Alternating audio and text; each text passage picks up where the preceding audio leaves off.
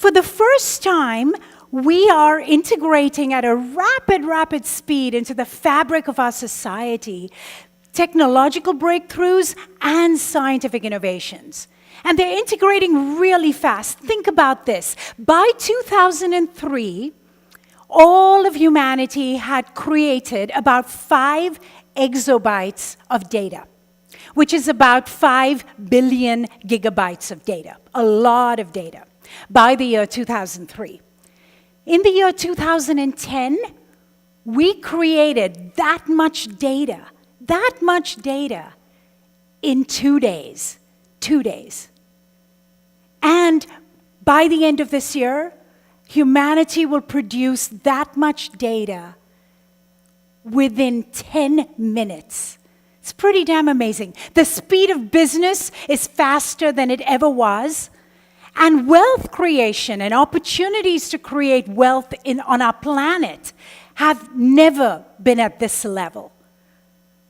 But yet, in the development sector, that's not how we approach things, right? I mean, we see things very much as scarce. We look around and see people who are in need all the time, and a lot of us who've worked in this space for a really long time are there to fulfill a particular need. Well, I'm here to tell you that I believe that to bridge this gap, we need exponential technologies. We need to harness a new kind of a mindset and embrace technologies that will help us bridge this huge global divide. Let me explain for a second.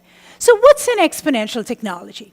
Really quickly, an exponential technology is one that doubles in its power or its processing speed every single year, but yet cuts its cost in half, almost to the point where it is demonetized. It can be that disruptive.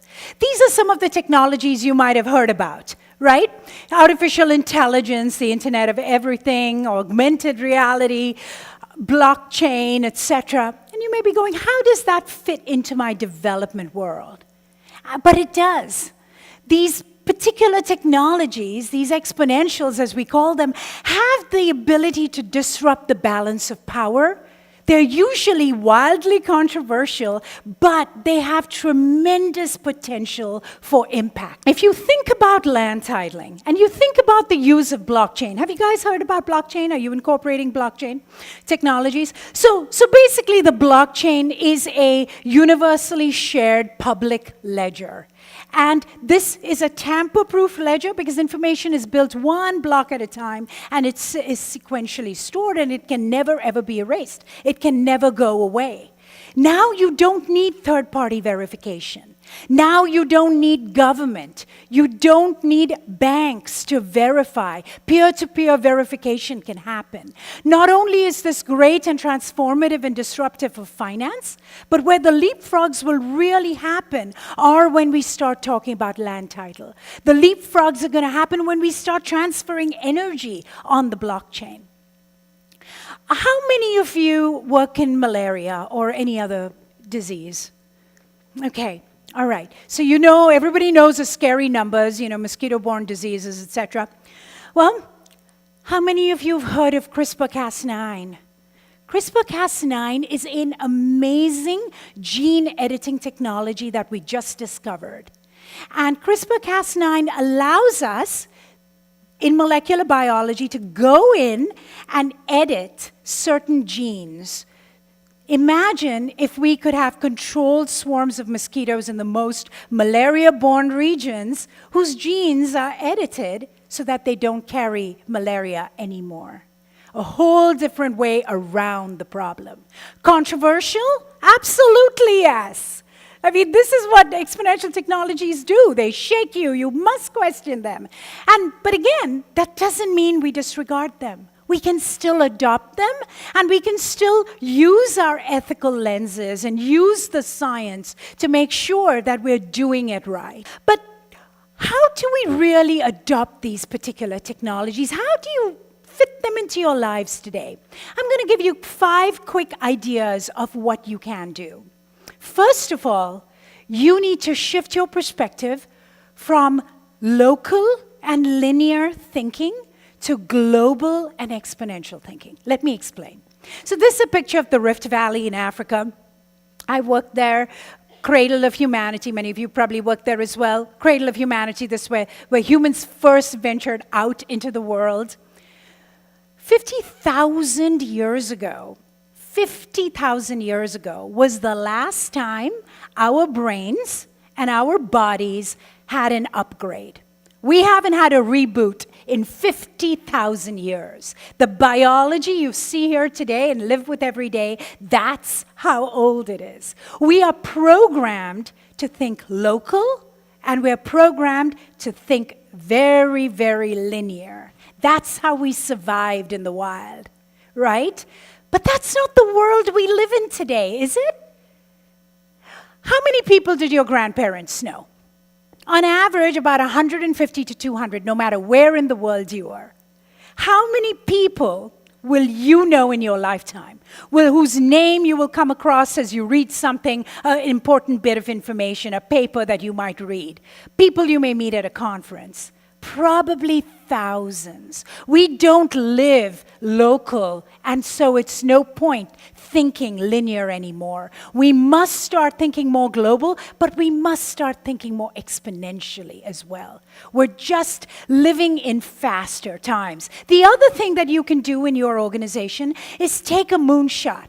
Everybody knows what moonshot thinking is? And if you don't, here are some of the tips for moonshot thinking. Astro Teller, the head of Google X, talks about how they take moonshots at Google X. Go out into your organization, no matter at what level you are, and take a moonshot. When you're taking a moonshot, one of the biggest things to remember is you've got to leave your ego at the door. Ideas are easy. We all have great ideas. Execution is the really hard part. And every day, if you're really in an organization that wants to do something crazy, wild, have tremendous impact in the world, you have to be willing to check your ego in at the door and kill your best ideas every day. And of course, if they don't die, they stand the test of time, and then they're probably good, and you should move on with them. Learn how to fail, accept failure. Fail fast, fail forward, fail cheap. Keep it very, very agile, and shift your perspective. We all have so many opinions based in nothing most of the time, certainly not in hard science. It always pains me when I talk about exponential technologies and people talk about AI. And, this kind of dystopian future for artificial intelligence. But we like to think of it as IA. Intelligence augmented. And we're already augmenting our intelligence with our smartphones, with all the information that we have at our fingertips. So shift your perspective. And of course, we have to shift our mindset to adopting much more of a mindset of abundance rather than operating from a point of scarcity. We're launching a couple of global development prizes. We're launching a prize in water, in women's safety in India. And we shifted our perspective entirely to say, well, how about if we look at water as not something scarce, but as something quite abundant instead?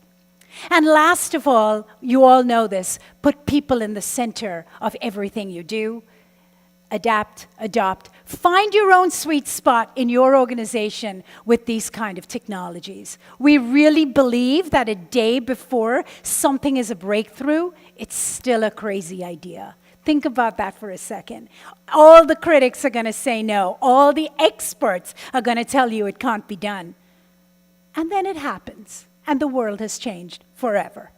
And we see that all the time. And of course, what's the grand prize? We're XPrize. We always talk about incentives. And the grand prize of all of this is that together we get to build a better world.